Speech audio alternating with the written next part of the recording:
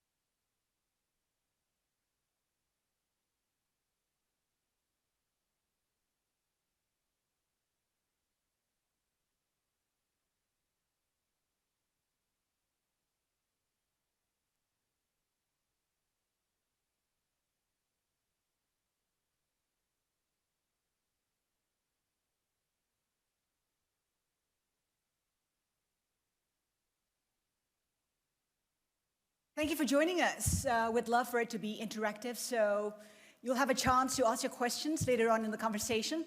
We'll also love for you to be involved in the social media sphere, so please do tweet or engage on LinkedIn and so on and so forth. And some hashtags to remember. It's hashtag WEF22 as well as hashtag Open Forum. We'd love for you to participate. Now, it was about 3 months ago that Russia attacked Ukraine in the early hours of the morning. And 3 months on, it's become the worst war in Europe since World War II. More than 10 million people have been displaced. Thousands have died. Thousands more have been injured. And right now, there is no end in sight. The war persists 3 months on. This Open Forum hopes to give you a feel of what it is on the ground, get a first-hand experience from the two brothers. I'm sure you're well acquainted. Between them, they have 40 global titles, so I've never felt safer. But they've never fought each other because it is a promise that they made to their mother. You've never fought each other. That's right. Vitaliy, Wladimir, good to have you with us. First off, give us a sense, 3 months on, how it is like on the ground. What's morale like? What's the mood on the ground? Vitaliy. Can I starting? First of all, it's good to see you, every one of you. Great atmosphere, mountains, sunshine. Spring almost finished, and right now summertime. Everybody have plans to vacation. The peaceful atmosphere. At the same time, a couple of thousand kilometers from here, died everyday people. Young people, old people, women, children, died. It's difficult to compare it right now as a great peaceful atmosphere and war somewhere else. It's difficult to understand that. First of all, couple of minutes, I know we have 30 minutes time for this panel. That's why I try to put the whole information. Everyone have to understand the reason of this senseless war. The reason we Ukrainians want to build democratic country, want to be the part of European family, and it doesn't accept from Russian Federation. They see Ukraine as part of Russian Empire. It's a very important puzzle and vision of Mr. Putin to rebuild Soviet Union.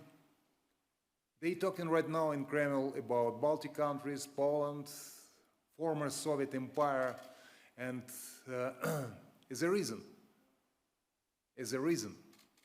And everyone have to understand. Right now, the Russians break all rules, break all principles, and it's not the war. First of all, never believe in Russia. They always cheating. Coming back, 1994. Ukraine was third country in the world with nuclear weapons. We give up our nuclear weapons as goodwill with a guarantee our independence and territorial integrity. And Russians was one of the countries who give to us the guarantee. Fact. Crimea annexion. Annexation of Crimea. Everybody know from beginning the Russians stay behind that, and the people with military uniform without identification is what the Russians told us. It's not our military. They was, and everyone know that.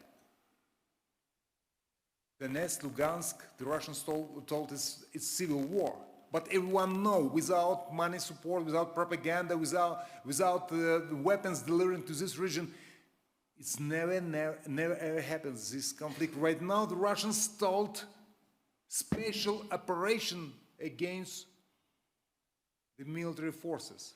Thanks God, in Kyiv was a lot of international journalists.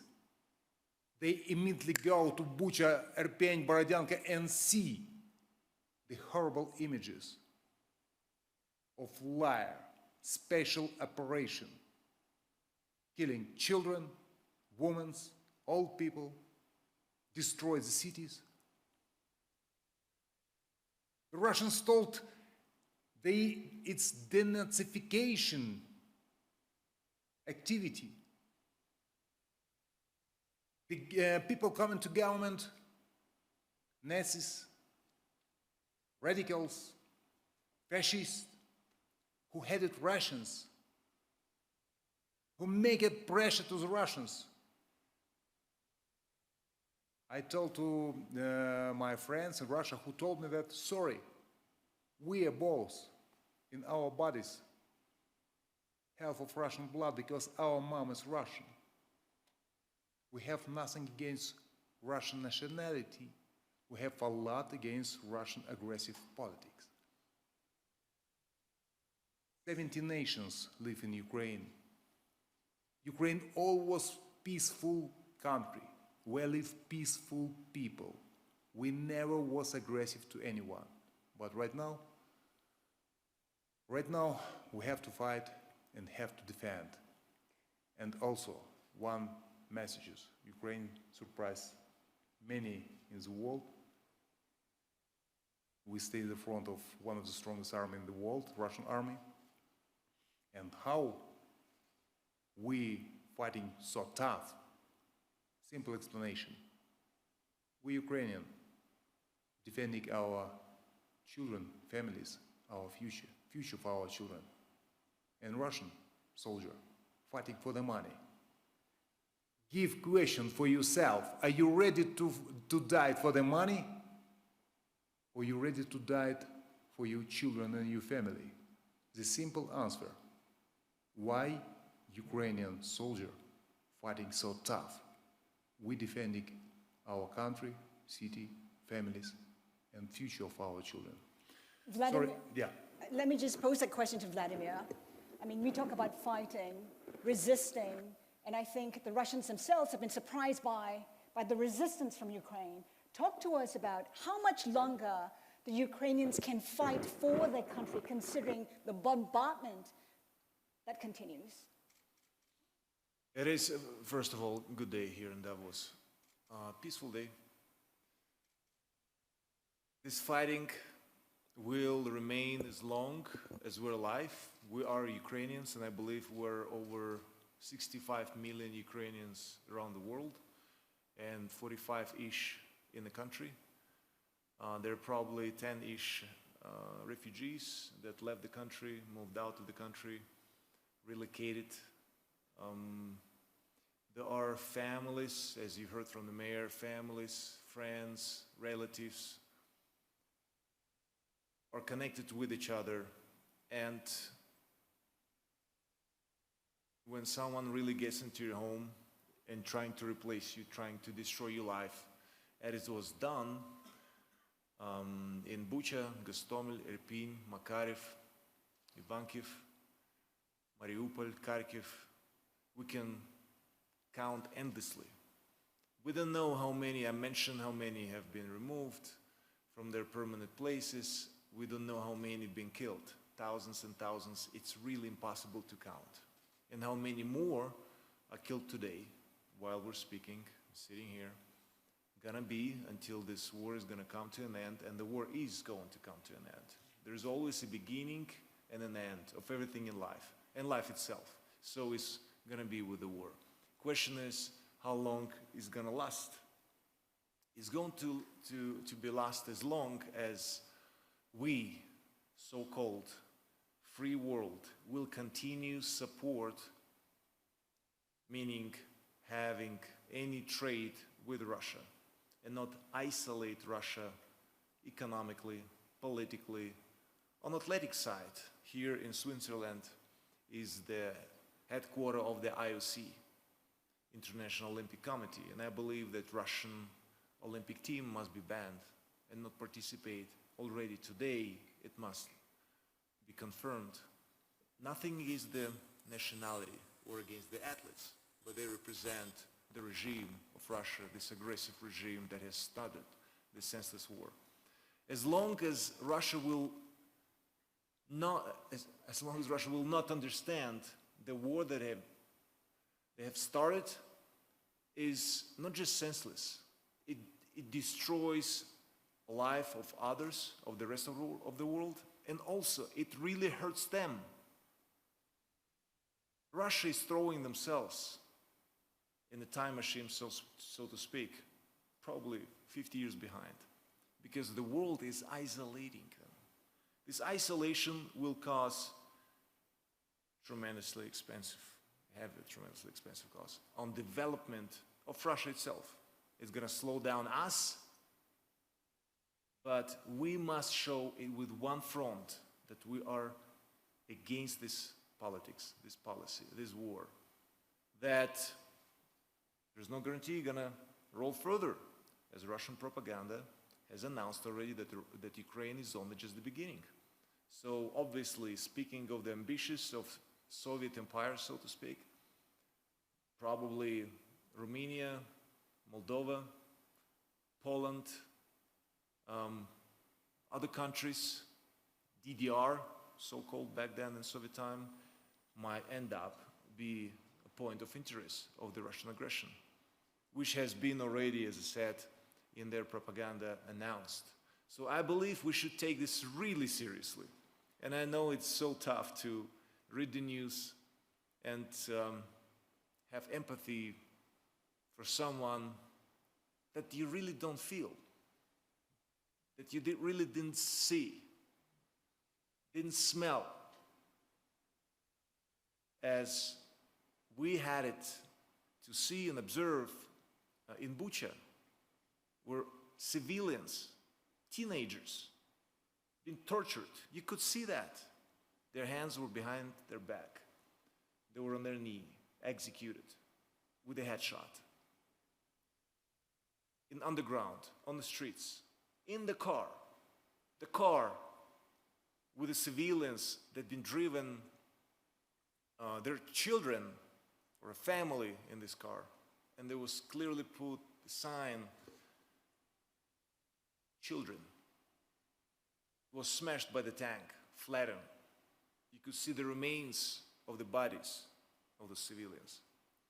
And this so-called special operation is not against other army. And listening and knowing the propaganda, Ukraine was a mistake of the history. Just understand it, what Russian propaganda is saying. We, Ukrainians, are a mistake of the history. Basically, we shouldn't exist. What is happening in Ukraine, it's a war crime. And this justification through media, of course, there are weapons, there are chemical weapons, there are nuclear weapons, but I believe that the most dangerous weapon is media, state-controlled media. Guess what? I watched TV this morning.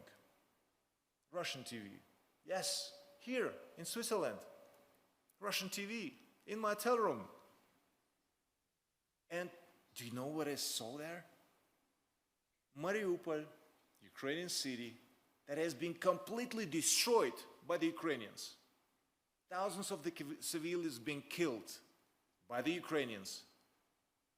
My jaw dropped off. How could that happen? And how this ban, this isolation of this propaganda that destroying the person from the inside out. And probably those soldiers, not just they're going for money, but they're also brainwashed.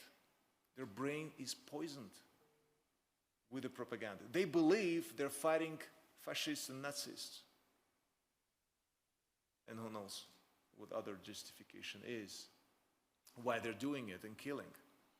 So, and I believe, especially here in Switzerland, and Swiss always been neutral to a lot of conflicts and just trying to stay away of that. And I would say, kinda understandably, when two armies are fighting each other, the third party cannot be involved.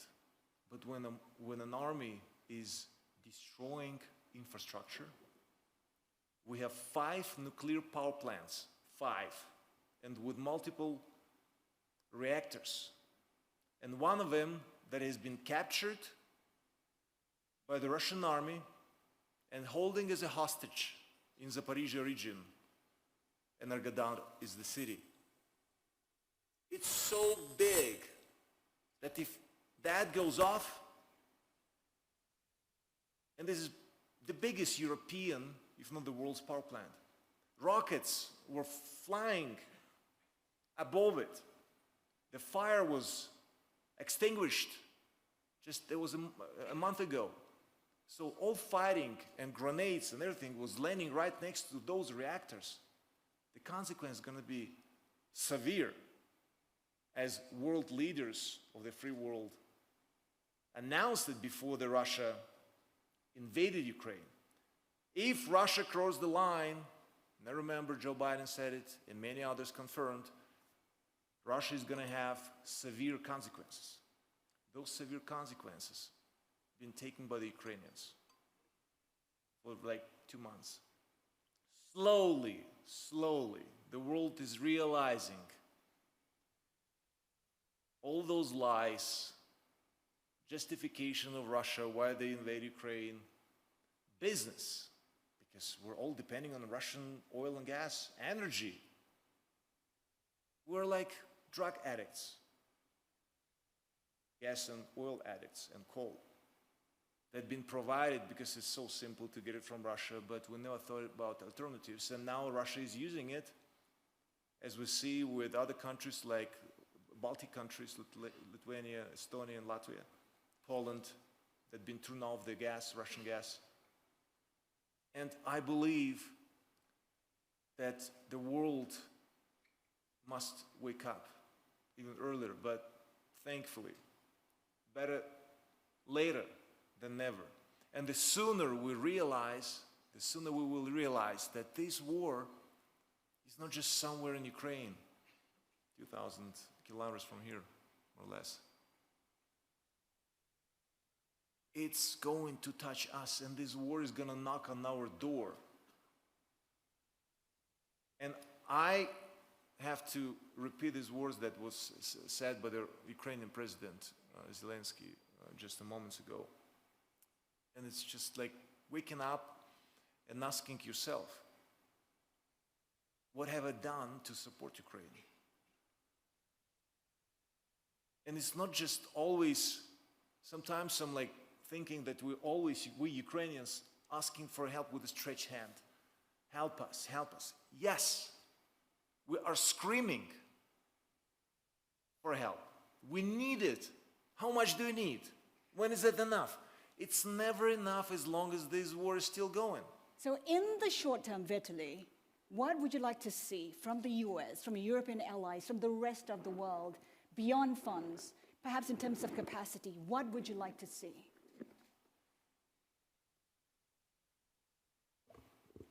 Everyone have to understand. We fighting, I told, we fighting for our country, defending our city, defending our family and children. But every one of you have to understand, we're defending you personally. We're fighting for values. I hope we same values, democratic values, where is main values is the human rights, human life. We're fighting actually for every one of you, and everyone have to understand that. And right now, everyone have to be proactive, because we pay for that the biggest price, human life. Every day, hundreds of them. Every day. It's very important to stay with Ukraine. Weapons is very important. We stay in front of the one strongest army in the world. Political support, economic support, but because we're fighting first of all for values, and in beginning my speech I told our goal, the reason of this war, to be the part of democratic family, to be the part of democratic world. It's very important, everyone have to understand that. And I'm more than sure this war can touch everyone in Europe, feel that everyone in Europe can touch, and Vladimir told, if, I hope not, 5 power nuclear plants in Ukraine, if the explosion will be in the front of the line, power plants, nuclear power plants, this explosion will be times bigger than catastrophe in Chernobyl. And after that can touch everyone. And right now the Russians talking about, I hope not, chemical weapon, nuclear weapon, and many experts told actually the man who decide to starting this war, I'm more than sure, he's unhealthy. If they starting this war, they can touch also the button which connected with nuclear weapons also, because the man is unhealthy. To break the drama, to millions of people in Europe, to destroy all international rules, all principles, difficult to understand. Vladimir, you talked about how the Ukrainians are willing to fight the long fight. Do you get a sense that the Western world is unprepared for that? Because when you take a look at the peace proposals that have been submitted by the likes of Italy, for instance, it does seem like the Western world wants Ukraine to come up with some kind of compromises to end the war. What is the sense you're getting? I believe, well, it has two sides. The longer this war is going, please forgive me, the better it is. On which side? Understanding, as I mentioned before, 2 months it took to the free world to understand that weapons need to be delivered. If we would have been talking about it like 3 days, that's how long this war must last in the thoughts of the Russia. And their intelligence was horrible. It just shows how corrupted the country is, Russia in this case. Their intelligence were so bad informed, or didn't really. They just wanted to maybe just satisfy the commander with the will and stuff. But the longer it goes, the more the world understands that must be stopped. The sooner, the better. But what is the soon? How soon is gonna come this end? We don't know. That's a positive and a negative. Negative with the war, and the positive that the world is waking up, and it takes time, unfortunately. It takes life, unfortunately. And peace with any price, that's what actually I hear from you with this question. Like, we need peace now. Like, just give up the land that they wanted, and or maybe give up at all. Then we have peace, and we can do business, and we get our gas, and our homes are going to be warm in the winter, and so on. No, it's not that simple. If we give in this war, and I say we, the free world, give in, trust me, that's the beginning of the end. If we don't let the aggressor pay for as consequence, pay with severe consequences for this aggression, the lesson is not going to be learned. We need to learn after this war is going to come to an end, and it will, as I said. We need to learn and study why this war happened and why it's going to happen again, if not by Russia, but someone else maybe. Why all of a sudden, and we've done it already after the Second World War, territories that belong to Poland or Germany or like Lemberg and Lviv to Hungary or Ukraine, so we're gonna start it again. That means the lesson after the Second World War has not been learned. So I believe that now propaganda must be banned internationally. State-owned media only must be banned. We can endlessly count on all the lies and not true facts, not having a chance to like free access of internet, and we've heard that Russia is just like cutting the ends of any information that can possibly come from free world, because they dictatorship in this case is just the worst case. Eventually, it's not going to last long.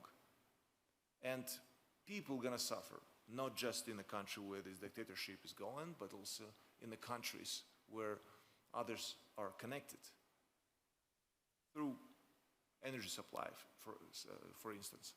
That's why I believe that we must learn with this war. While this war is still going, we must learn. We need to wake up earlier than later. We need to act together. We need to have endurance. It takes endurance.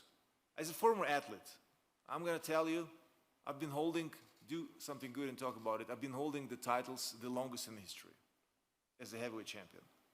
And I've learned one thing. Endurance beats talent and masterpiece. Endurance. And it's exactly, we understand it's not going to be soon, and we understand eventually we will, once and for a long time, if not forever, we will defend our democratical principles in Ukraine and show to the world that everyone in the future is going to try to do the same, gonna pay severe, for real, not just with the worst consequences. And if it's not gonna be done now, when? And if it's not gonna be us, then who? And it's extremely important to get it done now. An example is Ukraine. An example is this senseless aggression. And I believe if we act together, we will have the end of the war very soon. We're capable of it. We know how to get it done. We just cannot be cowards, showing back to this challenge. We must show face and face the consequences. Yes, it's going to be tough to change and get rid of Russian gas and oil and coal. Yeah, probably we need to 1 or 2 degrees, as it was scientifically proved, maybe going to be a little colder in our living room, an apartment or home. But we're going to save lives with that, and eventually also future for our next generations. And I think it is important to do it now, and not just silently observe it and being scared of whatever is going on right now in Ukraine. Some say, Vitaliy, that Ukraine at this point has already won because it's resisted and it's caused casualties in Russia. But obviously, the war has not been won by Ukraine. In your assessment of what a win looks like, give us a sense of what needs to be achieved before you can say Ukraine has won the war.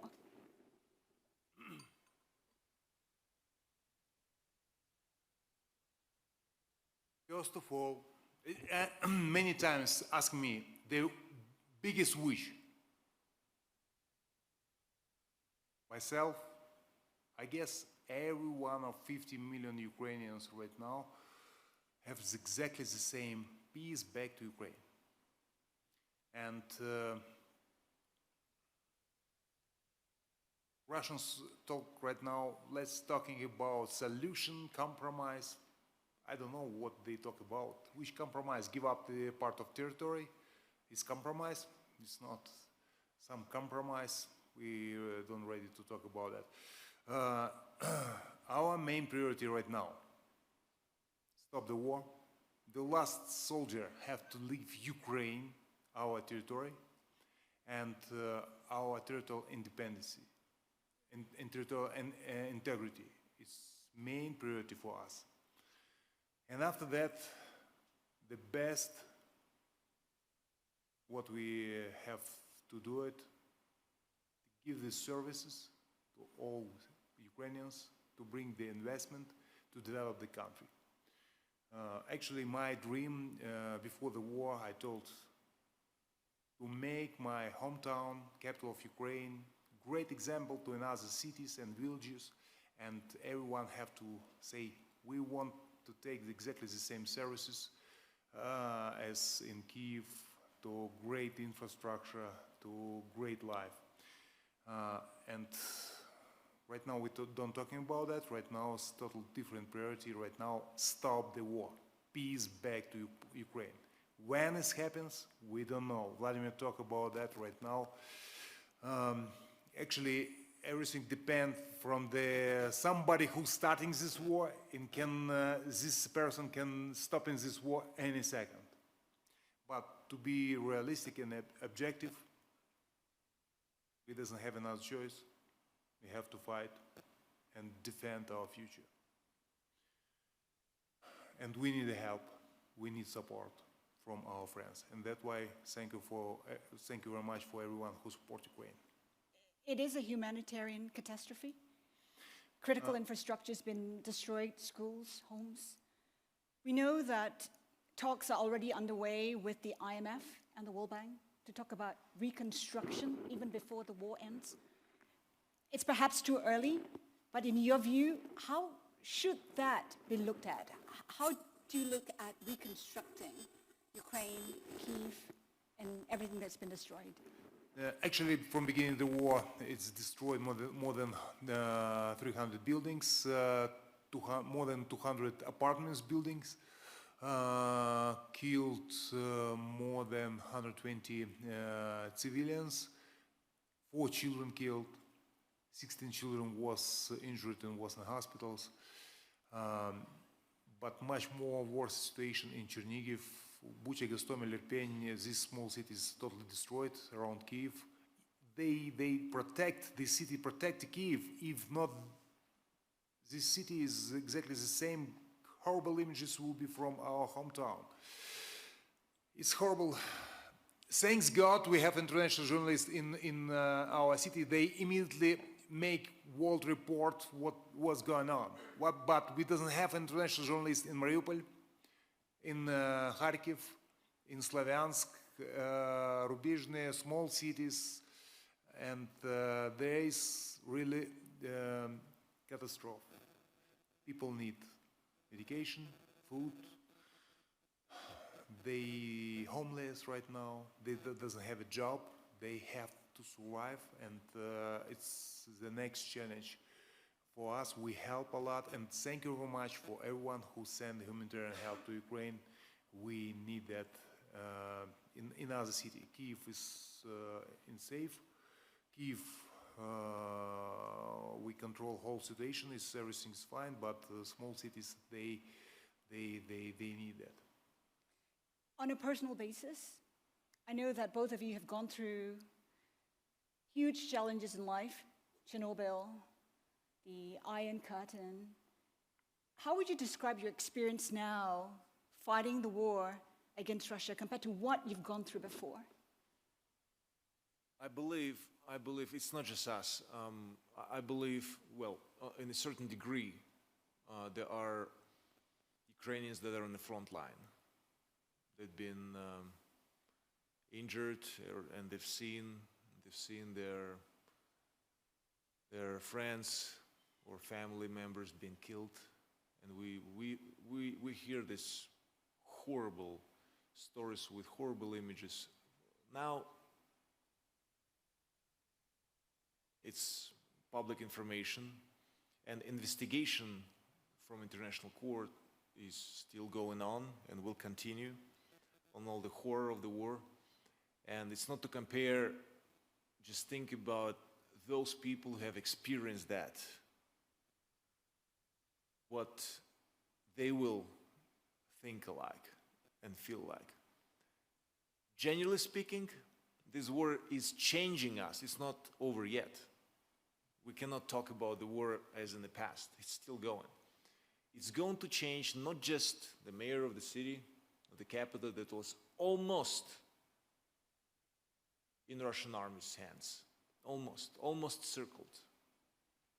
And life is coming back in the city, but you know what? If you're in Ukraine, you are in a danger zone, as we have experienced that Russian rockets landed in the city just 3 weeks ago, killing a journalist, and those rockets landed in a residential area of the city, so it's in the center. Can that happen again? The answer is yes. Will that? We don't know, but you must be ready for it. Sirens are daily, hourly going on, and you should run actually in underground for safety, and if you ignore, you might be dead. I just think that if we really will understand that here in Switzerland, and it doesn't matter where you're coming from, if you will just connect yourself with what's going on in Ukraine on different stages, supportive, just being loud, on the financial side, on medical side, humanitarian side, military side, whatever it is, whatever the field you can support, it will change you too. It will change the world. It did change us. We're never going to be the same with perception of life, perception of the world as we were. And I'm more than sure, I'm speaking now for you here, I'm more than sure that you never forget those images that we've seen in Bucha. It's not just the images, but it's in the connection with senses, smell of death. And death is silent. And all those bodies that have been all around the place in satellite cities of the capital, you will never forget those images. And who knows what we're going to experience in upcoming days when we're going to return to Ukraine.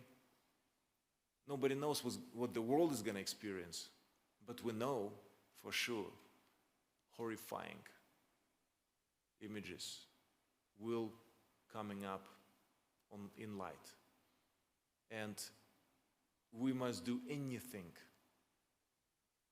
stop it, because the world is not going to be the same. We are not going to be the same. We will feel it very soon, I believe this year. By the end of the year, we will feel this war on the economical side. We produce on agricultural side grains and delivering it to Africa and Asia. So the people will starving because they're not going to have enough food that in this supply chain Ukraine was providing forever. We will feel it because we are in one ecosystem. And if you break this chain and a part of this chain, it's going to collapse eventually. We will feel it. If not now, later. So my answer is, it did change us. It's changing you right now, and it's going to change even more. And I hope for good. I hope that we will learn this lesson. I hope we will solve this challenge. I really believe in this free world. I really believe in us, without exceptions. We will do it. We will make it. Because the good is always conquers the evil. On that note, I'd like to open the discussion to the floor. If you have any questions for our speakers, if you could raise your hand, we'll direct the microphone to you and you can ask your question.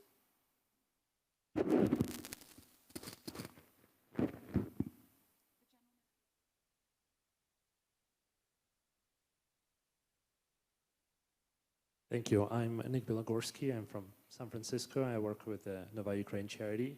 My question is, what can we in the States do to help rebuild and recover and reconstruct and renew Ukraine right now, especially in the liberated cities around Kyiv, Kharkiv, and other places? How can private individuals, organizations, what's the best way to help? Thank you. Wladimir, perhaps? So you're from the US, and we've lived there, worked there. Children were born there. So it's, I totally understand where you're from and how you feel, more or less. I just want to say thank you to your countrymen, in particular, Michael Dell Computers. We are living in a digital world that help us to collect, for instance, collect the evidence of a war crime that already happened with the surveillance cameras, with the footage that is observing, collecting, documenting. Digital world is helping us to prevent, as a prevention, if something is going to happen, destruction, identify fire, identify in the right place and send a fire department there, identify people that can cause or do any jeopardy to the society. Digital world is self-learning world, artificial intelligence. And speaking of Michael Dell in this case, from the first day, as soon as that was asked to support us, it's been provided. Not just on the IT side with the hardware, but also on the soft side, and also financially. And I just want to say thank you. It's a great example. And if you do something good, and I've met a lot of you, if you do something good, talk about it. Don't be shy. Do you know why? Because it's complementary. You've done well. You motivate others, do the same. And if you just do it but don't talk about it, it's kind of not really getting into attention. And I think it's motivational to repeat, like my neighbor done it, my friend done it, or I've heard from someone is doing it, and I'm going to be part of it. Entrepreneurship and entrepreneurship, as we know, you understand that you're a part, you're a small puzzle, but in a big puzzle, you're part of something big. And this part of something big contains from something like you. So do something for the bigger part. Do your part. And thank you for your countrymen. And I don't know if you're active, but if you will change your mind and be active, thank you. And thank you if you've done something to support us. Whatever it is, any help is needed. Thank you. The lady in stripes.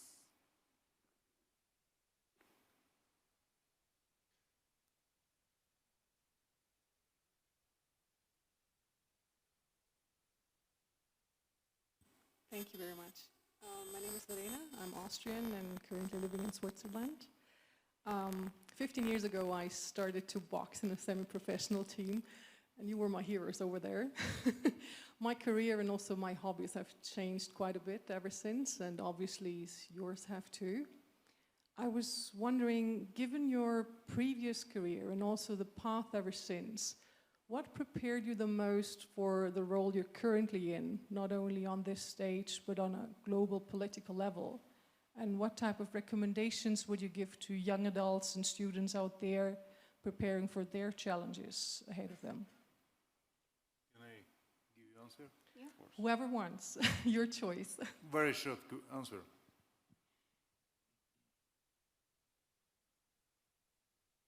As former athlete, boxer, I tell you, people think make mistake. They think size is very important. How big are you? How strong are you? Is not. In every competition, in every battle, total different strengths. Much more, it's not important how big are you and how strong are you. The will to win, and it's very important. The spirit of fighter is very important point. It's a play priority right now in current situation. Also, every Ukrainian want win this war. One example, I like life story. Morning, 8 o'clock morning in my office, I received a call, the Russian rocket landed in the apartment building.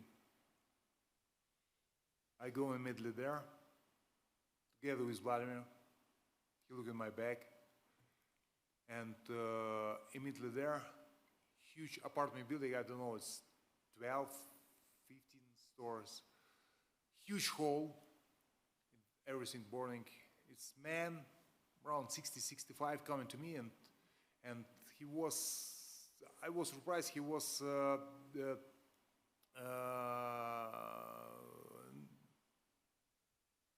not happy, but he's smiling. He told, Mr. Mayor, look in this hall. It was my apartment. Thanks God, 5 minutes before I go out, I still alive. what I have to do right now. I tell him, listen, you are now homeless. We give you we evacuate you to the safe part of country or somewhere out of the country. We give you full support. They told me his answer shocked me. Sorry, I spent in this city all my life. Here live my relatives, my friends. I don't want to leave. Mr. Mayor, if you can, please, can you give me a weapon? He asked me about the weapon. Spirit, the will. The Russians attack the apartments building. Civilians, they think the people will be in panic, they will be depressed. It's not. People is angry. Angry and ready to fight. In blog post, I was very surprised. I see the people with new uniform, with weapons in hands. I talk to them.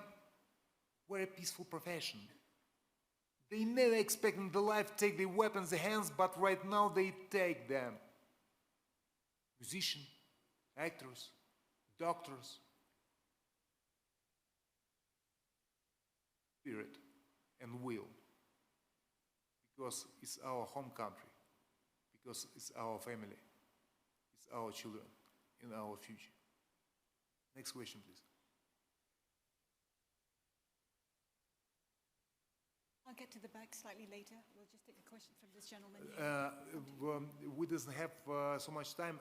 My proposal: can we collect two, three questions and give the answer? Yeah, go ahead. So a short comment and question. So we at the AO Foundation, we're teaching online courses to your surgeons at the moment to deal with war extremities. They're watching them underground. They're learning from this. And so are your nurses, ORP professionals. But we also get these translated by Russian doctors who are helping us and are helping you, but they're too scared to say anything in Russia. What can these people do? We'll take that question and we'll take another question at the back, please. Yes, first of all, big respect to brothers, big respect to Ukrainian people. My question is, why do you refer to Vladimir Putin as Mr. Putin? My question is, why does international media respect to Putin say President Putin? Everybody knows that Russian democracy is a joke, a bad joke. When do you start talking about a dictator or murderer? What would be your present term for this man? One more question at the front here, please, in blue. I'm friends with Alexander Kessler that I think is working with Vladimir, and I know that you're interested in things like leadership development and human development. So I wonder, first of all, how do you see the psychological development of people in Ukraine going forward, right? Because it's a very traumatic event. But second of all, psychological development of everyone here, right, and everyone else in the world, because I feel like, we need to grow as people to move past this and to learn this lesson, as you say. Let's take the last question first.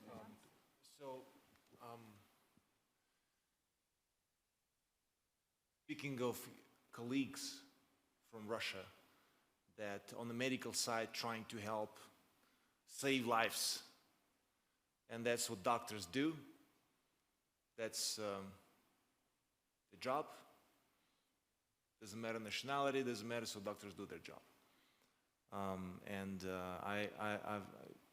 I had this experience with people from Russia, Russian people, my friends that have been known for a long time.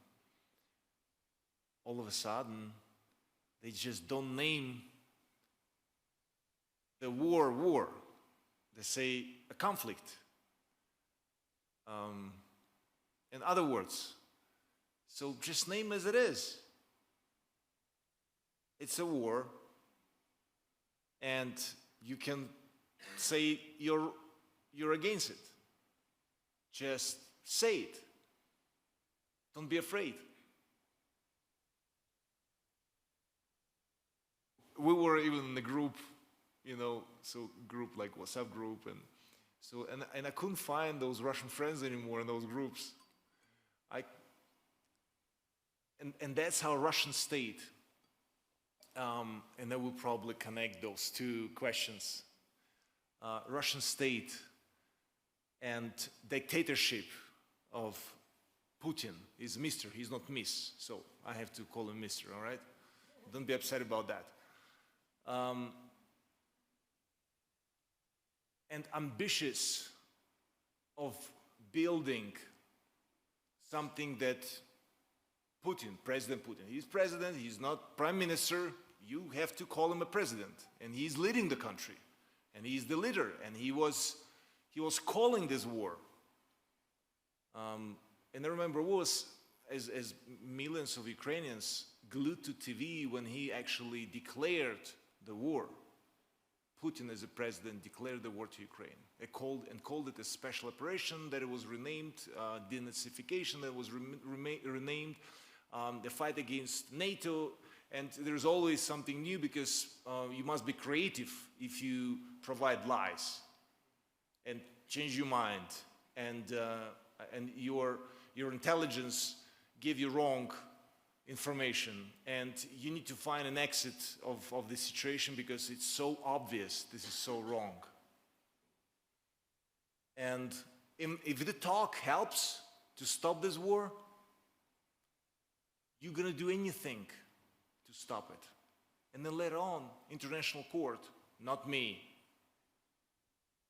international court must take action, and we must have this as an example for now and the future generations. And that's why just name it the way it is. It's a war crime. What Russia, what Putin, what President Putin has started, it's a war crime. It's against the population. It's against our principles. It's against life in general. Because life is getting destroyed with the infrastructure. And catastrophic things will come up, because there's so much we cannot get behind it and fix it, because we're getting over 2,000 rockets being launched from Belarus, not to forget Belarus. From Belarus and Russia, rockets that have been taking our life of the Ukrainians and destroyed infrastructure that is so crucially important. And that's why in this way, I would say that lies, what is it in German? There are probably Germans here too that understand. It's a German saying, das Lügen hat kurze Beine. So the lies having short legs, so you cannot run far and quick. So, but they've been very successful with that. They, meaning Russia in this case, with propaganda, with everything that I saw this morning on TV. And they're still going, but eventually it will have an end. It will have an end. That's what we usually hear in Ukraine. It's not just in the city of Kyiv, but in Ukraine in general. And then you hear the explosions, and you're recognizing, is it a launch anti-aircraft strike? So it's an exit, or it's in? You just like recognize like on the sound, was it landing or it was launching? And then the third question, and I'm sorry, I'm taking all this time. Alexandra Kessler, fantastic lady. We've been working for 4 years, and she's been doing and continue doing a great job on facing the challenges, and that's the methodology that has been taught for the past 7 years here in St. Gallen University, the methodology that I've created. And she's the one who was defending her PhD and very dedicated to this methodology as well, that helps us in Ukraine, our military, our doctors, our teachers, not to forget that. Our kids cannot get education, so it's kind of online. And I've seen those professors on the front line giving images, giving lessons and lectures to the students. So you need to be so agile, and the principles of the Face the Challenge methodology, focus, agility, coordination, and endurance. All of those principles, as a military man, woman, you need it. In war, in peace, in whatever you want to rebuild after the war, you need those principles, all of them, with endurance, tremendous endurance, and agility. So thank you. We're There was a question good in of time. how do you build the psychology of the people? We're doing, we have not so much time because we have to move, and we plan 30 minutes right now, already 1 hour. We explain about whole situation. We're doing everything in Ukraine. You in Swiss never heard the siren. It means in any second the rocket or bomb can landing in your building. It's not so far. It's not so far from here. It's very close. It's very close, and everyone from you have to understand it. We do it everything to stop this senseless war, to stop the people. In this minute, if we talk, I don't know, I'm more than sure in this minute, I talk to the people in east of Ukraine, in this minute killed in this hour, maybe 10 people. Killed, young people who have plans in their life. He don't want to die. But we, please, don't forget defending every one of you with this war, against this war. And we very appreciate, please, be proactive, do it everything what is possible to stop this war. By the way, right now the Swiss TV ask what have to do with Swiss. Stop the Russian propaganda. The main weapon right now, not the rockets, not the planes and tanks. Main weapons is the media. 70% in Russian Federation, 70% of population support the war against Ukraine. Can you imagine? The people is armed from media. Just one TV channel, Russian TV channel, Russia Today, have more budget than capital of Ukraine, more than $2 billion. Brainwashing is worked so hard, and that's why we have to stop that. It's the main weapons. It's the war static already. If you have Russian TV channels already here, some the people, and. By the way, we do everything depend from us to defend our country, to defend democracy, to defend our future, and defend every one of you. But we need your support. Thank you very much for everyone who stay with Ukraine. The unity around Ukraine is a key for peace. Slava Ukraini!